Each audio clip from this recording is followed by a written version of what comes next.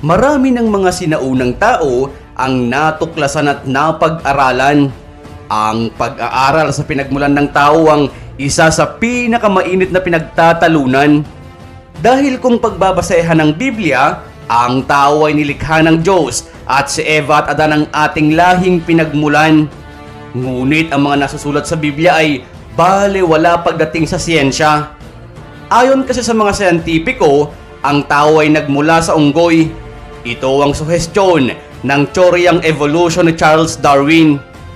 Dahil nga sa mga teoryang ito ay marami ring mga Filipino archaeologist ang nagtangkang humanap ng mga ebidensya upang suportahan ang mga teoryang ito ni Darwin.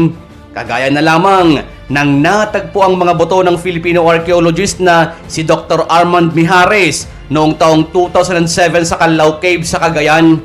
At alam mo bang hindi lang ito basta simpleng buto, kundi ito ay buto ng sinaunang tao na namuhay 67,000 years na ang nakalilipas. At sa mahabang proseso ng pag-aaral ay natuklasan na ang mga butong ito ay hindi pala kabilang sa species ng Homo sapiens na sinasabing ninuno natin mga kasalukuyang tao. Sa madaling salita, ang mga butong ito ayon sa pag-aaral ng mga dalubhasa ay buto ng bagong species ng tao. Dahil dito ay tinawag ni Dr. Armand Mijares ang mga human fossils na nahukay nila bilang Homo luzonensis. At dahil sa malaking discovery na ito ay binago nito ang kasaysayan ng mundo. Pero bakit nga ba nila nasabi na ito ay bagong species ng tao at paano nito binago ang kasaysayan ng mundo? Ang pinakamatandang human fossils na natagpuan sa Pilipinas ay nahukay sa Tabon Cave sa Palawan Island ng taong 1962. Ito ay nadiskubre ng Amerikanong si Dr. Robert Fox kasamang iba pang tauhan ng National Museum ng Pilipinas. Ayon sa pag-aaral, tinatayang nabuhay ang nakuhang mga buto 47,000 years na ang nakakaraan. Ang mga nakuhang samples ng fossils ay nabibilang sa mga Homo sapiens o sa madaling salita ay ang pinagmulan natin mga modernong tao mas kilala sa tawag na hominins ng mga siyentista. Kung kayo nalilito mga kaibigan ay ganito lang ang madaling paliwanag. Ayon kasi sa siyensya, ang pinagmulan ng lineage ng mga tao ay nagsimula 7 million years ago, kung saan sinasabing ang ating mga ninuno ay may hahalin tulad sa mga chimpanzee. Mayroong 20 hominins na nadiskubre na nahahati sa 3 grupo. Una ay ang early hominins na namuhay 74.4 million years ago sa Africa. Sila mga kaibigan, yung mga hominins na dominated ng chimpanzee ang karakteristik. Sa madaling salita ay ang kanilang kakayahan, gawi at itsura ay may hahalin tulad sa mga chimpanzee. Ang kanilang cranial capacity ay maliit. Ibig sabihin, ang size ng utak nila ay maliit din. Gayon din ang kakayahan nilang mag-isip. Ayon pa rin sa mga siyentista, ang size ng utak ay malaking factor sa kakayahang magpasya ng isang tao. Mayroon ding human-like characteristic ang mga labing nahukay na early hominins gaya ng mga maliliit na ngipin na nagpapahiwatig na ginagamit bilang pangkain at hindi sa mga laban at pangangaso. Ang ikalawang uri ng hominins ay ang Australopithecines na tinatayang namuhay 4.4 hanggang 1.4 million years ago sa bansang Africa. Meron din silang chimpanzee-like characteristics subalit may mga notable na pagbabago sa katawan gaya ng sa bungo, spine at legs. Bukod pa rito, mayroon na rin kakayahan ng mga Australopithecine na lumakad sa pamamagitan ng kanilang mga paa at hindi na gumagamit ng mga kamay o tinatawag na bipedality. Ang pangatlong uri naman ay ang mga Homo gaya ng malimit nating marinig na mga species ng Homo habilis, Homo erectus at Homo sapiens. Sila ay tinatayang nabuhay 2 million years ago. At hindi gaya ng dalawang naunang uri, ang mga Homo ang may pinaka-human-like characteristics. Natuto silang gumamit ng mga tools na gawa sa mga matutulis na bagay gaya ng bato at marunong ding gumamit ng apoy. Ang 20 species na nabibilang sa 3 grupong ito ay nakapag-migrate mula Africa patungo sa iba't ibang panig ng mundo. At mula sa 20 pinagmulan ng tao, tanging Homo sapiens lamang ang natira kung saan tayo nabibilang mga kaibigan ayon sa siyensya. Sa pangkalahatan, tropical ang klima ng mga bansa sa Southeast Asia, dahilan upang maging mahirap ang paghahanap ng mga preserved human fossils na may DNA. Dito, dalawa ang naitalang pinakamatandang species na nabuhay. Ang nahukay sa Naya Cave na matatagpuan sa Malaysian Territory of Sarawak sa Borneo Island na tinatayang namuhay 42,000 years ago, at ang taong tabon na nahukay naman sa Palawan na tinatayang namuhay 47,000 years ago.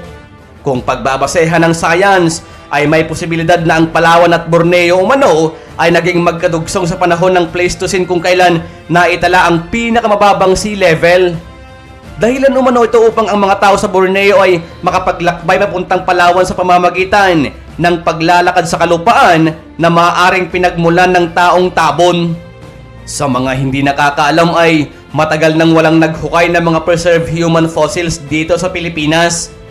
Ito ay sa dahilan ng matapos na mahukay ang taong tabon noong 1962 ay wala nang sumunod na notable na excavation ng human fossil sa bansa. Pero matapos ang mahigit 40 years, taong 2003, nang muling maghukay sa Canlao Cave ang grupo ni Mijares sa unang pagkakataon. Pero ang tanging natagpuan ng grupo sa lalim na 4 na metro ay mga remains ng sinaunang tao na namuhay 25,000 years ago. Dahil sa ang Luzon ay hiwalay sa ibang pulo o isla at napapaligiran ng dagat, ay inisip ng mga archaeologist na walang masyadong matatagpuang fossils ng early civilizations dito. Dahil dito ay hindi na nagtangkap ang maghukay ng mas malalim ang grupo nila Dr. Armand Mijares. Ito ay dahil sa common practice ng mga Asian archaeologists na hanggang 4 na metro lang ang ginagawang hukay. Pero nagbago ang lahat ng mahukay ang Homo floresiensis o mas kilala sa tawag na Hobbit noong 2004 na tinatayang namuhay hanggang 50,000 years ago sa Flores Island sa Indonesia.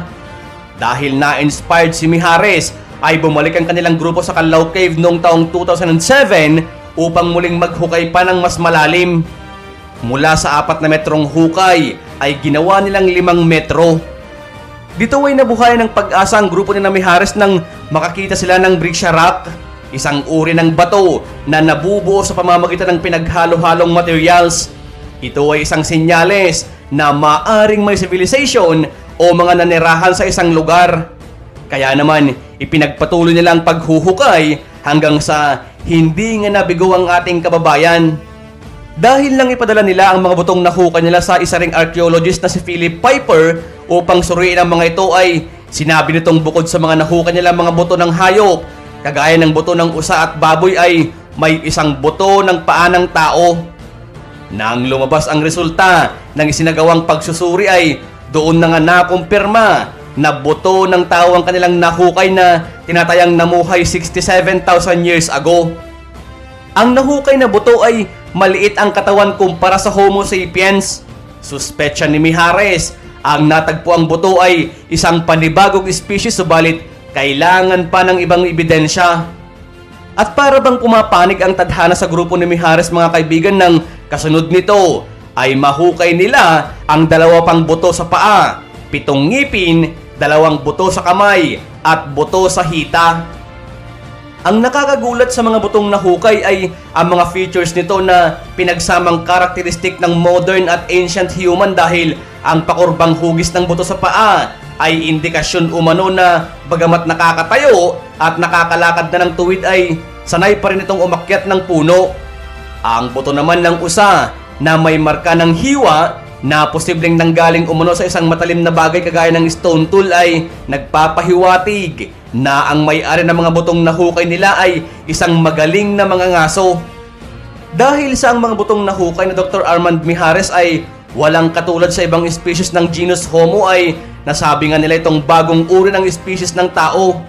Dito na nila ito tinawag bilang Homo luzonensis dahil sa natagpuan ito sa Cagayan kung saan parte ito ng Luzon. Noong April 11, 2019 ay nalathala sa Nature ang pag-aaral ni Mijares at ng kanyang grupo tungkol sa natuklasan nilang bagong uri ng tao na natagpuan sa Asia, at ito ay ang Homo luzonensis. Sa mga hindi nakakaalam, ang Nature ay isa sa pinakakilala at pinakarespetadong peer-reviewed scientific journals o science magazine sa buong mundo. At take note, tayo po ang nasa front cover. Kasunod ng pagkakalathala ng Homo luzonensis ay ang pagyanig nito sa kasaysayan hindi lang sa Pilipinas, kundi sa buong mundo. Dahil dito ay maraming Pilipinong archaeologist ang nagalak sa pagkakalathala nito at maging ang iba't ibang kilalang scientist sa buong mundo ay natuwa sa pagkakatuklas ng Homo luzonensis. Sa ngayon, ayon kay Mijares ay kailangang baguhin ang mga libro, hindi lang ang mga textbooks natin, kundi maging sa buong mundo. Dahil kapag nagbasa sila ng kasaysayan ng mundo, lalo na at tungkol sa mga sinaunang tao, dapat ay nandoon na ang Homo luzonensis at masasabi roon na nakita ito sa Luzon sa Pilipinas. Bagamat noong una ay sinasabing imposible na magkaroon ng ancient fossils ang Luzon dahil sa hiwalay ito sa ibang mga pulo, ang pagkakahukay sa buto ng sinaunang tao ay nagpapakitang walang imposible. Hinihikayat niyang magsilbing inspirasyon ang pagkakahukay sa Canlao Cave upang suportahan ng mga archaeologists sa Pilipinas nang sa gayon ay mabuo ang kasaysayan ng sinaunang pandarayuhan sa bansa. Sa huli, ano man ang pinaniniwalaan nating pinagmulan ng tao, mapaunggoy man o alabok, hindi natin may tatanggi na isa sa pinakamalaking ambag ng Pilipinas sa kasaysayan ng mundo ang pagkakahukay sa Homo luzonensis.